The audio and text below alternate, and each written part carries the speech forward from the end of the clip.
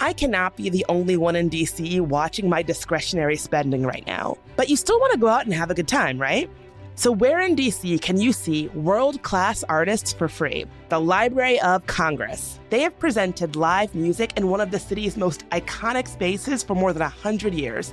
The library is seriously so gorgeous. I checked out their schedule, and there are some things on there that I am genuinely excited about checking out. On April 1st, we have opera singer Janae Bridges with the Catalyst Quartet. Let me tell you, I looked up a video of her singing, and sis has pipes. On May 15th, we have jazz great Christian McBride, who is a 9-time Grammy winner. And on June 4th, we have DC native, Howard alum, and rising jazz singer Ekep Nkwele. The Library of Congress has such a wide range of events, there is truly something for everyone. Tickets are available now at loc.gov/concerts. See a show that's sold out? Don't sweat it. The Library of Congress offers day of rush passes to all performances. So see what's coming up at loc.gov/concerts. Hey, life can change in an instant. One minute everything feels normal, and the next someone else's mistake turns your world upside down. That's when you need a team you can count on. NACE Law Group has been standing up for DC families for decades, fighting for neighbors hurt by medical malpractice, wrongful deaths, and serious injuries.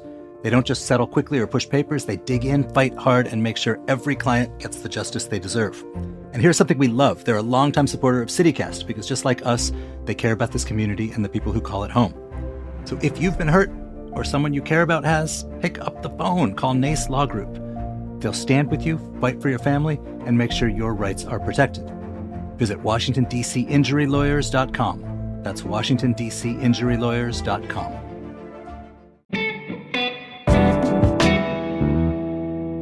Today on CityCast DC. So I've rented the same crappy little apartment for 10 years. And look, sometimes it is hard not to feel a little bit jealous when my friends are buying houses, having kids, and moving into that next phase of life, while I'm still battling for laundry machines and a shared basement. But what happens when you add DC's hyper-competitive personality types with big bank accounts to all that real estate anxiety? Well, you get Best Offer Wins, the hit new thriller by Marisa Kashino, a former Washingtonian real estate reporter who knows this world inside and out. Best Offer Wins is full of twisty plots, taking cutthroat competition way too far, and references that'll make any Washingtonian nod in recognition. The book is in talks to become a Hulu series starring Greta Lee. Marisa joins me to talk about how DC inspired this deliciously dark tale.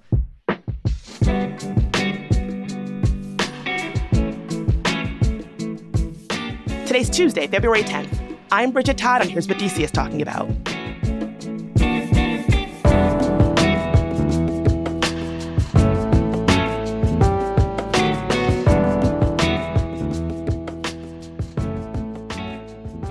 But before we get into today's conversation, we have had such an incredible response since we announced CityCast DC's expansion last week.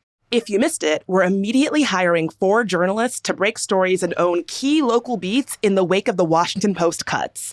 So many of you have decided to support this work and local media by becoming paying neighbors. It means so much to us. And if you want to become a member, like the folks that I'm about to name, head to membership.citycast.fm. It's $10 a month or $100 for the whole year. So huge thank yous to Rebecca M., Melissa S., Darnell D., Alan P., Nicole M., Kyra C., Carla R., Kathy S., Matthew H., Matthew S., Tyler A., Jessica I., Scott S., Eric W., Caroline K., Megan T., Chris P., Andrea F.R., Abby S., Blair D., and Ellen H. And if you are a paying neighbor, you can send us some shout-outs for us to read. Like Cynthia M., who wants to shout out Looped Yarn Works for their welcoming community that offers interesting and affordable knitting projects throughout the year. Cynthia, knit me something! And Karen C. wants to shout out the incredible support, healing, and hope the Christ House has provided for unhoused men in D.C. since 1985. Caitlin M. loves the Lady Vintner in Rockville Town Center. It's a Black woman-owned, classy yet chill wine bar. So I am definitely going to go there and have some wine and a charcuterie board. Thank you so much to all of our neighbors. All right, well, back to the interview. Marisa, welcome. I am genuinely very geeked to be talking to you. It's not often that I get to speak to somebody whose writing I am actively reading. Well, thank you so much for having me on, and that means a lot. I'm a very big fan of the show. So I think the best way to sort of start off this conversation is with a no spoilers conversation up top. Then we will make a big spoiler announcement so that if folks listening have not finished the book or read the book, they can stop listening and then come back to the episode when they have finished. I have made the mistake of giving a little spoiler here or there, and I always hear about it. So if you're listening to this, there will be no spoilers now. But then, partway through this episode, we will tell you when the spoiler section starts so that you can leave if you have not yet read the book and come back when you finished. How does that sound? I think that's a great idea. And yes, I'm all about personal responsibility on the spoiler front. Yes. Okay, so Best Offer Wins, your book has really taken off. First, what has it been like to see the massive success and appeal of this book? I mean, it's totally beyond my wildest expectations, or I even hesitate to say dreams because I never would have dreamed this. I wrote the book as like a fun weekend project for myself when I was still an editor at the Washington Post. And it really just was a thing that I felt like I needed to sort of scratch a creative itch. It was not something I did. With my sights set on launching a second career, that was not the goal. So the fact that it has turned into this and that it has been so well received blows my mind every day still. And I don't think I will ever get over that. It was almost immediately optioned by Hulu, and it's maybe going to be a Hulu miniseries starring Greta Lee. I don't know if y'all saw the movie Past Lives. Greta Lee is one of the hottest acting talents around right now. She's going to be the main character, maybe. I mean, first of all, that's huge. Yeah, no, that's wild. I want to back up just a little bit. The TV stuff is so technical and nuanced. It has not been picked up. So that will be when it is actually picked up, or if it is actually picked up and greenlit, you'll hear about it because I will be literally screaming from the rooftop of my home. But Hulu and 20th TV is the studio. And then, of course, Greta Lee is attached as an executive producer. They have optioned it. So it is in the option period now. It's in early development. We have a wonderful showrunner, Suzanne Heathcote, who did Killing Eve and a number of other things that you would have heard of, and she's just a joy. And so she's working on the script right now.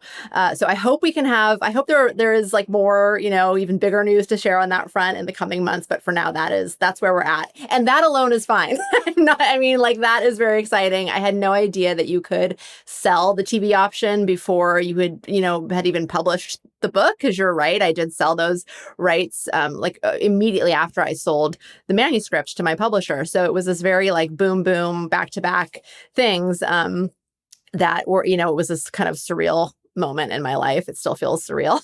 What was that process like? The process of selling the TV stuff? Yeah. Yeah, that literally is the wildest month of my life. Maybe it was 3 weeks. I think it was 3 weeks. I did this marathon, and this is when so I wasn't planning to quit the Post right away. I was trying to be very conservative about I'm not gonna, I don't want to upend my whole life right overnight, right? But I had to tell the Post that I was gonna leave and that I'd sold the book, because all of a sudden I was in these meetings with TV producers all day long. So I was like, I'm sorry, I can't come to the editorial meeting today. And if that's a problem for you, I totally understand. And you can, I'll leave now. But luckily, my boss at the time was very supportive and excited for me and was willing to I did stay on for a couple more weeks and just sort of wrapped up loose ends. But I was like, I'm sorry, I'm not, my time is not my own right now, because it was 3 weeks in meetings back to back all day long with various TV production teams that and movie production teams.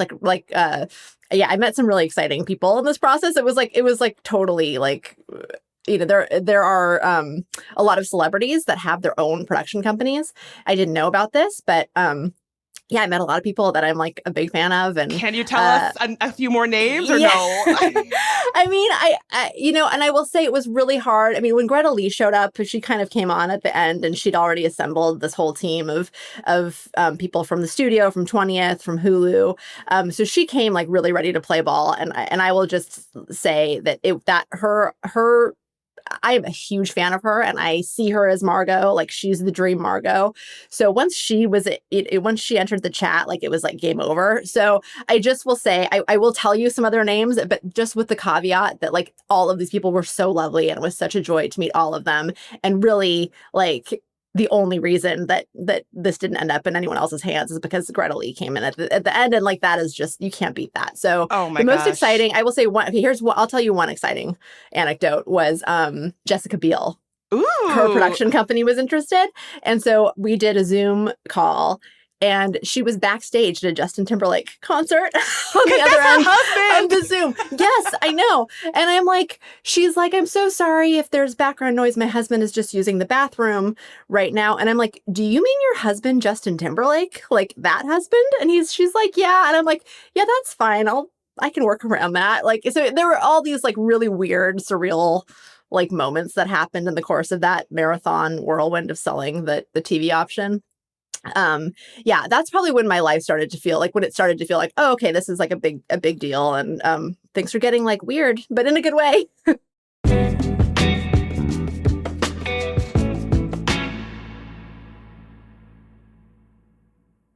Catch world-class arts in DC this spring for free. The Peabody Institute of the Johns Hopkins University presents the Peabody Performance Series, a full season of free concerts at the Johns Hopkins University Bloomberg Center, located at 555 Pennsylvania Avenue Northwest. The Peabody Performance Series brings the artistry and innovation of one of the nation's leading conservatories to the heart of DC, with concerts and programs spanning jazz, classical music, and dance. Take a midday break with the Peabody Graduate Jazz Ensemble on February 27th. On March 24th, experience the Dance Showcase featuring contemporary choreography by Peabody faculty and alumni. On April 10th, the first of the Slang Lecture Series examines spirituals as the cultural bedrock of the American sound, led by distinguished visiting faculty artist Darren Atwater. Hear the Baltimore Jazz Collective's original compositions, arrangements, and swinging improvisations on April 17th. On May 1st, pianist Stephen Spooner presents Aspects of Liszt. And on May 8th, the season concludes with a performance by the Peabody Jazz Ensemble. While all events are free, tickets are required for entry. Learn more and get your tickets at washingtondc.jhu.edu.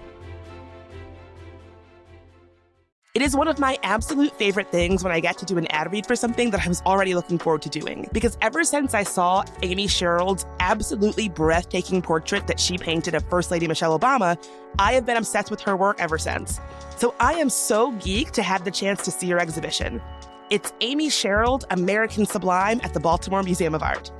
This exhibition showcases 38 of her breathtaking paintings, created from 2007 to the present, from her early, rarely seen works to her iconic, larger-than-life portraits that I first fell in love with. Over 52,000 people have already experienced it, making it the Baltimore Museum of Art's biggest exhibition in more than 2 decades. It would be a great day trip activity from DC for a date night or just to get out of the city. Tickets are just $18 for adults, and pro tip, it is free on Thursday evenings from 5 to 9 p.m. Buy tickets and plan your visit at artbma.org, and I'll see you there.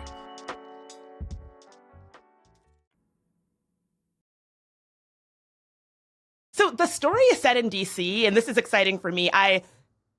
Probably the only genre that I read in fiction is thriller, and there's not a lot of thrillers set in DC. There was a good one a while ago. I guess maybe thriller's too strong, but Yellowface. I remember that was like one of the only books. It was like a thriller set in DC. How did the DC area inspire the story?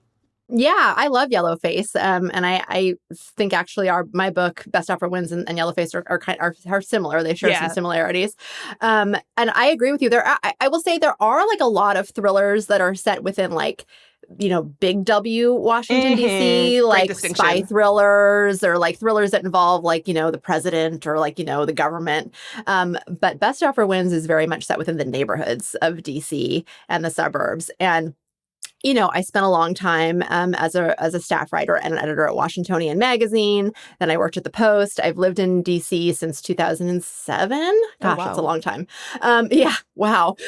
So this has become my adopted home, and it was. I mean, I guess, you know, since I was writing this as a weekend project while I still had a full-time job at the Post, like it was also it was a time saver to not have to learn about an entirely new place to set the book in. But I also think that DC really lends itself to these characters because, as you know, DC is a magnet for very ambitious people, and sometimes people who are ambitious to a fault. And Margot, the main character, certainly is hard driving, and she knows what she wants, and she's out to get it at any cost.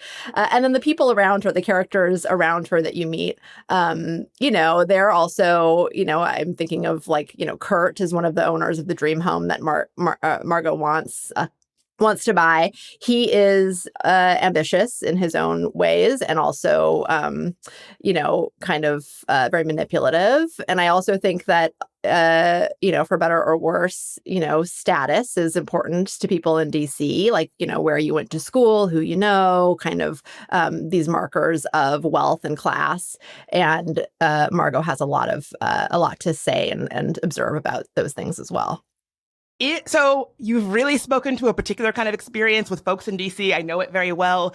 Is this based on your personal experience? Like, did you try to buy in the DC real estate market?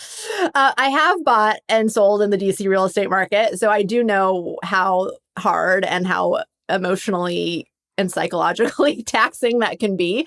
But really what I think inspired the book more than anything was the time that I spent covering the DC real estate market, in particular a Washingtonian magazine. So I covered real estate there for a number of years, but including during the pandemic and right after the pandemic, when the market here went even crazier than it had already been. I mean, I think DC, like the entire country, has been in the throes of a housing crisis for decades, but it became particularly acute during the pandemic. And some of the reporting that I did during that time, I didn't realize it when I was, writing those stories, but it ended up coming in handy as I was working on the book. When a couple years later I decided to try writing a thriller, I had a lot of kind of real life anecdotes to draw on. Because I remember talking to buyers who were waiting in open house lines. They were getting, to these open houses at like 7 a.m. so they could be first in line. The lines were wrapping around the blocks. Houses were getting dozens and dozens of offers. It was, very normal for the list price to not be the real price. And you would end up having to pay, $300,000 more than the list price. I mean, it was just crazy. It was an absurd time. And it occurred to me that it could be fun to ask the question, what if those very competitive, very desperate circumstances pushed the wrong buyer too far? Let's get into this. So a little birdie told me that you have some truly crazy, wild stories of people taking it pretty far. Not as far as Margot, perhaps, no. I hope. Yeah. But is this true? Like, especially in 2020 when the market had really just changed, where people were like waiving inspections and like, I will do anything to have this house. What are some of the stories you heard during that time? So with the caveat that no one went to the lengths that Margot goes to in the book. But yeah, I mean, I heard the craziest story that I remember hearing. There was a house in Upper Northwest somewhere, probably Chevy Chase, DC, that was so hot that all of the showing appointments during the regular daytime business hours were booked solid. And so because the homeowners were no longer living in the house, they opened it up overnight. So you could go see this house in the middle of the night. If that's when, if that was the only slot appointment that was available, and people were doing it allegedly, according to the listing agent that I interviewed. So that was one. I did hear, this is like probably the closest to like Margot level obsession. I heard about, I think it was the agent and the client waiting in a car outside of a home that had been, it was on the market, and then they'd shut it down. Like they'd gotten enough offers before this client could get their offer in. And this client was so disappointed and so determined still to be at least in the running to get the house that they waited outside of the house in the hopes of catching the homeowner and like pleading their case in person. I don't actually know how that worked out, but that one is like the most like invasive story that I remember. Like that's probably the close. I mean, Margot takes it much further than that even, but yeah, people were doing all sorts of like sort of desperate kind of creative things to try to get an edge. I mean, it was very common to write like love letters to the sellers, like, here's why, my family would be the best steward of your home.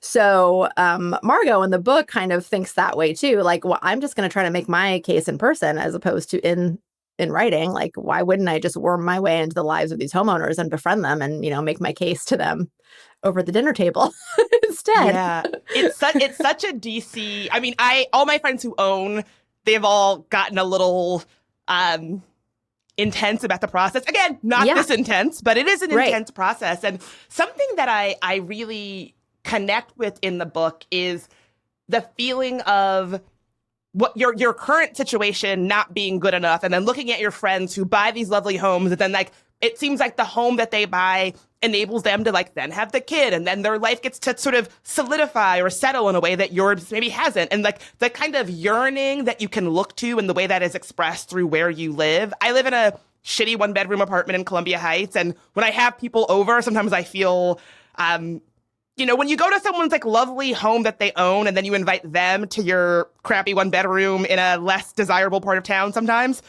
I just really understand the way that Margot is looking at her current situation and it not measuring up, and then wondering or grappling with what that means for her life. Does her life measure up, especially in a city that is as competitive as DC?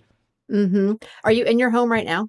I am. Because I will say, whatever sliver I'm able to see looks lovely. Oh, it is so, this is my area where I go where it's so curated to be like, oh, maybe it's a nice home that I own and not just a crappy rental. Well, my first apartment actually was in Columbia Heights. This is in 2007, mind you. It was a 350 square foot studio.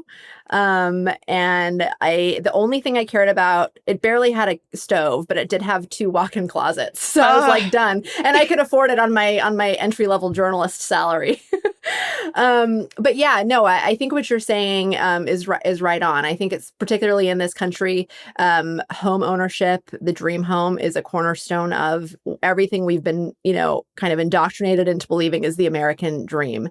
And it is the hallmark of successful adulthood is to own a home.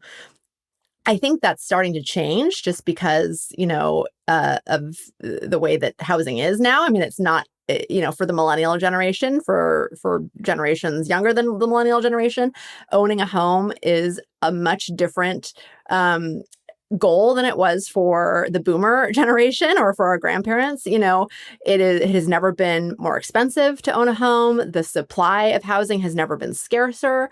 So I do think that the idea that you have to be a homeowner to like be a real successful adult and to like have, to like be considered, a successful, I guess, person or have the American dream. I think that that's changing, which I think is probably, necessary. But yeah, I mean, Margot does feel that very intensely. The other thing about her character is she is dealing with some fertility struggles and she wants very badly to start a family. So she has really convinced herself that getting the dream home is the key to all of these other things that she wants to. Like, she's not going to be able to start the family that she wants until she has the home. She is not going to feel like she has overcome some of the kind of baggage that she's carrying from her childhood that you find out more about as the book goes on until she has, won this dream life for herself. And I think part of that dream life for her is being in a specific kind of neighborhood. They live in this tiny apartment in Shaw. You really get pretty granular into the descriptions of neighborhoods. Like, we have Shaw, we have, the far west expensive enclave of DC where it feels like you're in the suburbs, but you're still in the city. And that's, I mean, to me, that is the dream of where I wish I could afford. There is also one fictionalized spot, the specific neighborhood that Margot becomes obsessed with in Bethesda, Grovemont. Tell us about Grovemont. Why Grovemont? Yeah, so I decided to make up the dream neighborhood in Bethesda because I felt like, there is no such thing as the perfect neighborhood in real life. So if I, name checked a real Bethesda neighborhood, like surely someone would be like, oh, well, my car got broken into there or whatever. I just wanted it to be like, you're in you're in Margot's head the whole time. And so I wanted the reader to also be able to, suspend reality and just go right along with her and agree that this is the dream neighborhood. It's perfect. It's like a movie set. So that's why I decided to make it up. But Bethesda as like the broader suburb, to me, that's sort of like, it's this, the schools are great. It's kind of like what all of, like the gentrifiers who, buy in transitioning neighborhoods in DC and then pull up stakes and use that money to, once their kids are in school, like school age, whatever, like I feel it's like, oh, it's Bethesda. Like Bethesda is like the high end suburb where the public schools are good and the streets are clean. And the only time this is actually a line from the book, but you only hear sirens when the volunteer firefighter department is doing their Christmas parade through your neighborhood. So, it has all of these sort of qualities of like, oh, this is the dream, like this, the quiet, beautiful, perfect suburban life, which is what Margot wants for herself and for her future family. It's what her parents were unable to give to her growing up, which is a huge motivation for her. Yeah, you talk about Margot is such a layered character, and then all of these aspects of who she is, things that she dealt with in her childhood, what being raised by her parents was like. All of these different kind of like neuroses that keep presenting themselves to the reader. Is that sort of how you approached her as a character? Yeah, well, so I do think, like you said a minute ago, your friends who have bought houses, like they get very intense about it. I do think even like the sanest, like most normal among us, when you're in the process of trying to find a home, it becomes like this all-consuming tunnel vision type thing where it is the only thing that matters. And it is a very like the psychological stakes and the financial stakes obviously are very high. And so I do think house hunting and home buying is psychological. So I did want there to be you to really feel like you were plumbing the depths of Margot's neuroses, as you say, and kind of what might be kind of the emotional baggage that she's bringing to the table, why getting this particular dream house is so important. She sees that there's a tire swing in the backyard. Like, why is that such a trigger for her? Like, there are all these things, from her childhood that she brings to the table, as I think we all do, whether we realize it or not. Like when we're thinking about what does home, mean to us, or what does the dream home mean to us? I think all of us bring our personal experiences to bear when we're trying to define that. But I also thought, Margot does some pretty awful things in this book. And I wanted not to justify her actions, but to have, some explanation for why she is so motivated. And so her backstory and her childhood is a big part of that.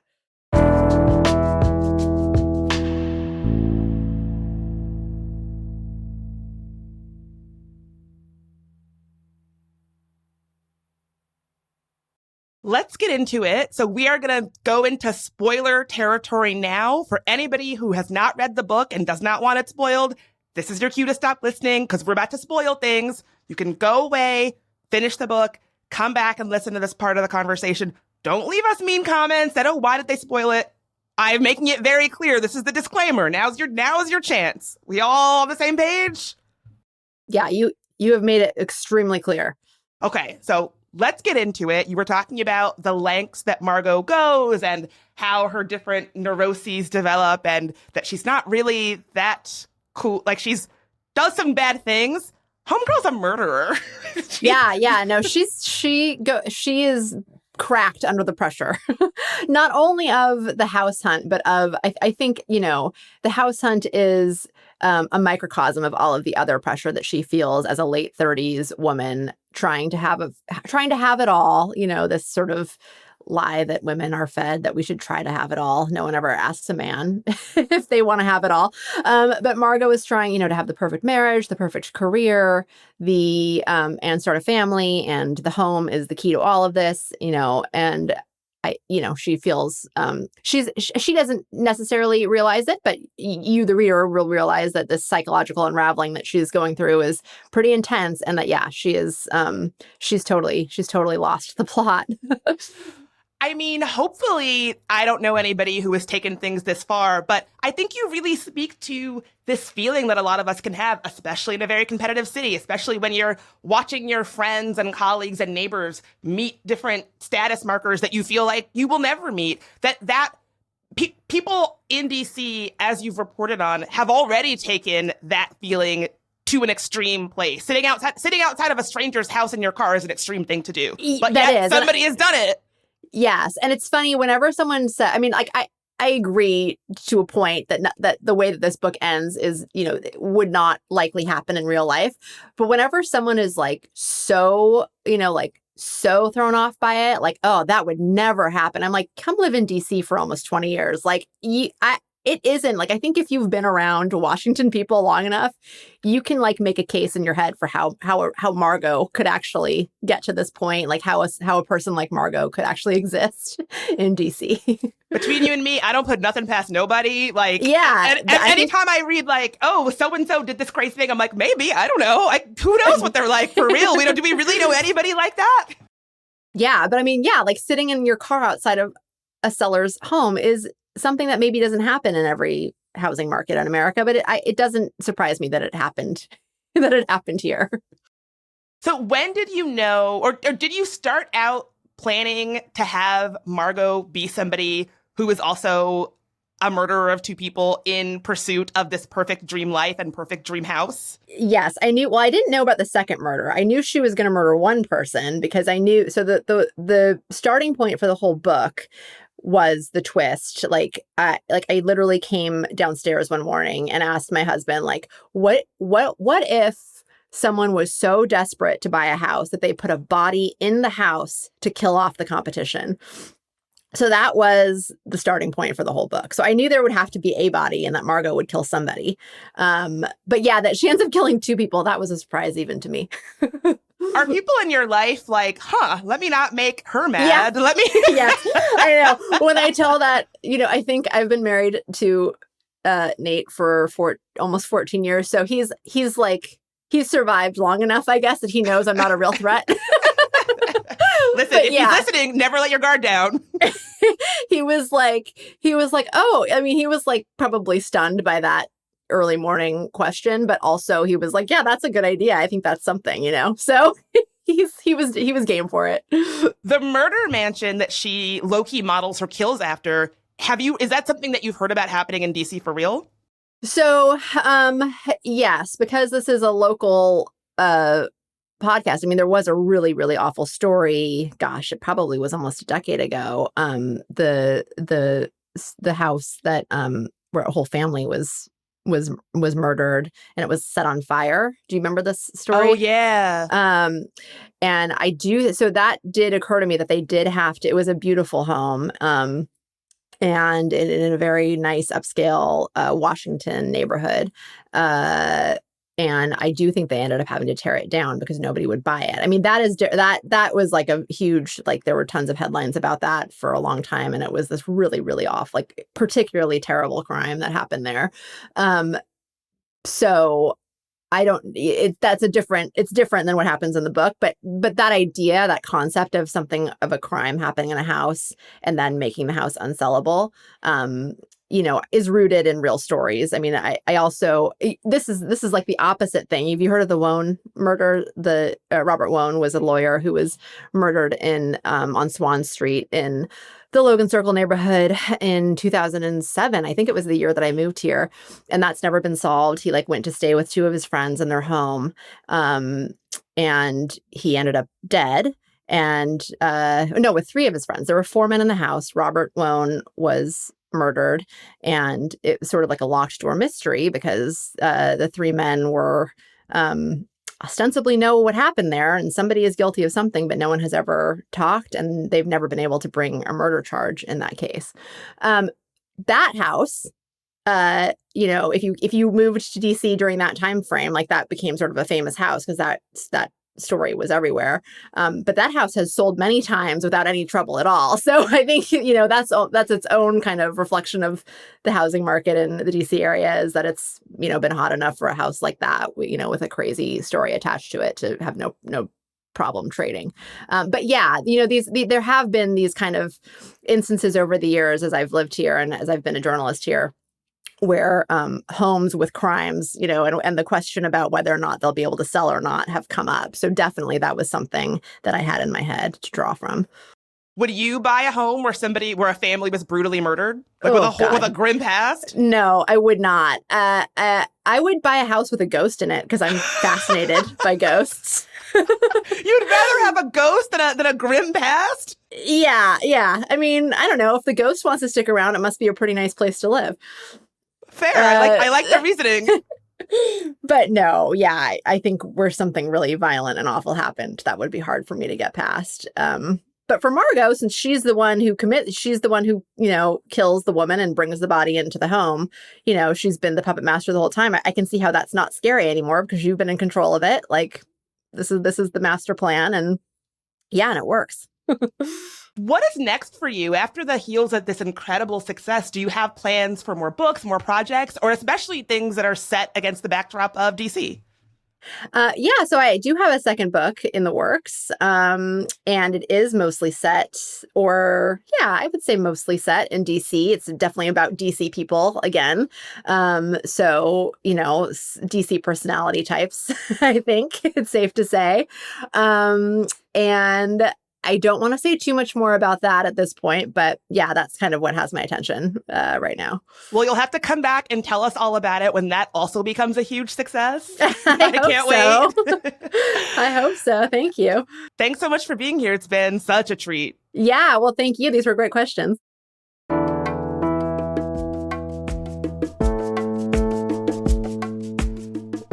That is all for today here on CityCast DC. If you enjoyed the show, why not tell a friend, rate the show, leave us a review, and subscribe to our morning newsletter. We'll be back tomorrow morning with even more news from around the city. Talk to you then.